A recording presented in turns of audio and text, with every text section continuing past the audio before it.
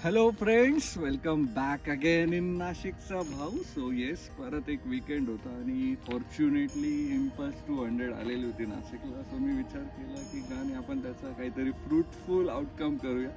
आणि येस, मी लगेच डिसिजन घेतला आणि निघालो चांदवडच्या दिशेने.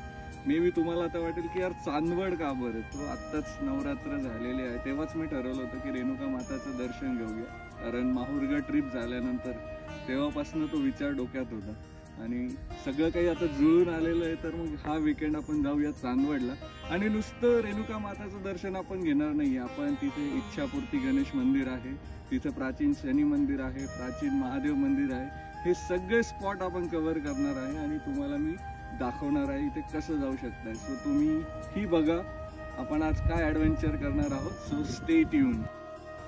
सो आम्ही आमचा प्रवास सकाळी 8 वाजता नाशिकहून सुरू केला होता आणि बाईकने जायचं म्हणजे ती एक एक्साइटमेंट होती, कारण जो हायवे आहे आपला आग्रा रोड तो खूप चांगला झालेला आहे आणि येस चांदवड ऑलमोस्ट 1 तासाच्याच अंतरावर आहे. त्याच्यामुळे आम्ही जवळपास 9-9:30लाच रेणुका माता मंदिराला पोचून गेलो होतो.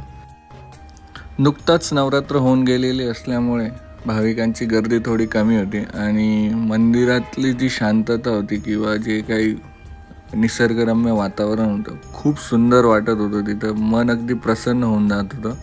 आणि तुम्ही बघू शकतायत की हे जुनं दरवाजा आहे, जो अहिल्याबाई होळकर यांच्या काळात हे मंदिर बांधलं गेलं होतं.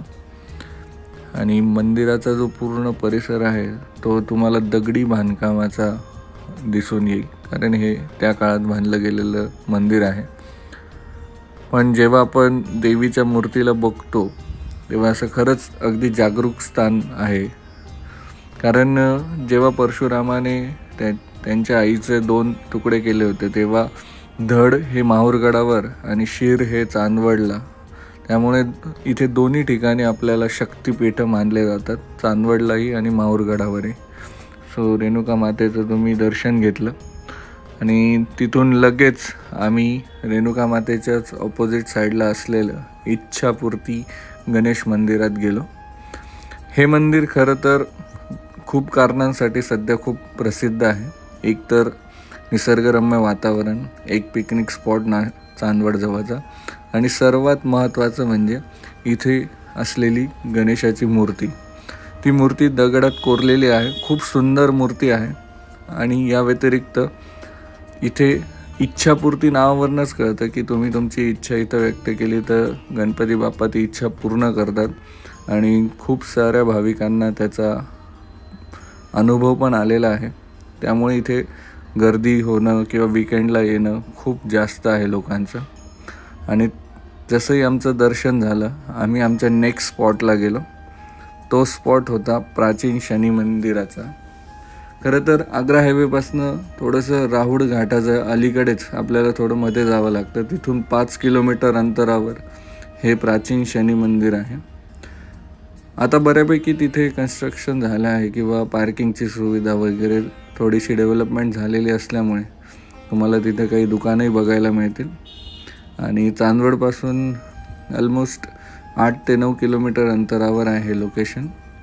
प्राचीन काळापासून इथे असल्यामुळे तुम्हाला तिथे ते स्ट्रॉंग वाइब्स जाणवतील शनी मंदिराचे. स्त्रियांसाठी मंदिरामध्ये प्रवेश आहे, पण चौथऱ्यावरून दर्शन घेण्यास परवानगी नाही आहे स्त्रियांना. आणि खरंच आपल्याला तिथे गेल्यावर तिथले व्हायब्रेशन्समुळे खूप पॉझिटिव्ह वाटतं. खरं तर शनिवार होता आणि शनी महाराजाचं दर्शन आम्हाला घेता आलं, याहून चांगला योग नव्हता. आणि तिथेच त्रिवेणी संगम पण असल्यामुळे तुम्हाला पाण्याचा आवाजही येतो त्या मंदिराजवळ. आणि हा निसर्गरम्य परिसर तुम्ही बघतायत, कारण ऑलरेडी चांदवड हे लोकेशन खूप निसर्गरम्य असतं आणि आत्ताच पावसाळा झालेला असल्यामुळे तो निसर्ग पूर्ण आम्हाला अनुभवता येत होता. शनी महाराजांचं दर्शन झाल्यानंतर आम्ही परत चांदवडच्या दिशेने आलो आणि श्री चंद्रेश्वर महादेव मंदिराकडे निघालो.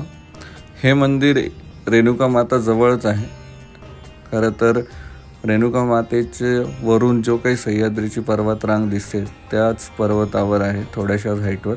आणि हा छोटासा घाट आपल्याला तिथे जाताना लागतो. तो घाटसुद्धा खूप निसर्गरम्य आहे. तुम्हाला वरती चढत असताना खूप सुंदर असा निसर्ग अनुभवायला मिळणार आहे.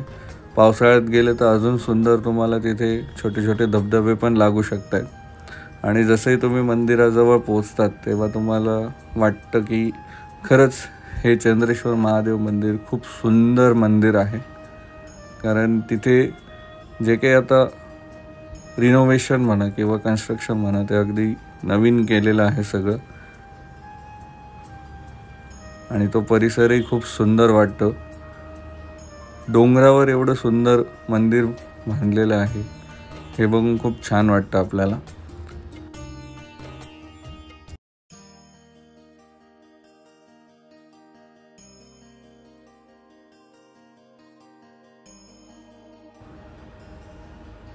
आणि मंदिराचा जो परिसर आहे तो पण खूप निसर्गरम्य आहे. म्हणजे तुम्ही एक पिकनिक म्हणून किंवा फॅमिलीसोबत एक आउटिंग म्हणूनही जाऊ शकताय तिथे. आणि मंदिराच्या बॅक साईडला तुम्हाला चांदवडचा पूर्ण एरियल व्ह्यू बघायला मिळतो. सह्याद्रीच्या पर्वतरांगा बघायला मिळतात. खूप सुंदर वाटतो तो नजारा. आणि जसंही आमचं ते दर्शन झालं आम्ही पुन्हा नाशिकच्या दिशेने निघालो. सो तुम्हाला आमचा हा चांदवडचा व्हिडिओ कसा वाटला मला नक्की कमेंट बॉक्समध्ये सांगा. Thank you so much for watching.